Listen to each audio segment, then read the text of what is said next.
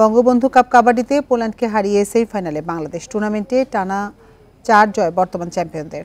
Mirpur Shaheed Suhrawardy indoor স্টেডিয়ামে group পর্বে নিজেদের চতুর্থ ম্যাচে সাতলোনা সহ ৭৯-২৮ পয়েন্টে হারিয়ে টুর্নামেন্টের প্রথম দল হিসেবে সেমিফাইনাল নিশ্চিত করেছে লাল সবুজ।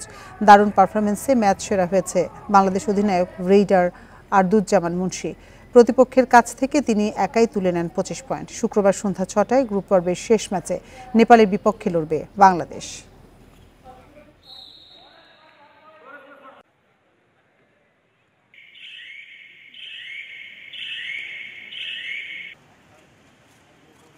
আমি কোরিয়াকে সবচেয়ে শক্ত প্রতিপক্ষ মনে করেছিলাম, কিন্তু তারা তাদের আশানুরূপ খেলাটা খেলতে পারে নাই আমার দৃষ্টিতে। তারপর কোরিয়া যে খারাপ টিম আমি সেটা বলবো না, তবে এখন আমাদের সামনে আমার ধারণা যে কেনিয়া এবং থাইল্যান্ড সেমিফাইনাল ফাইনাল এদের সাথে হয়তো সম্ভাবনা আছে।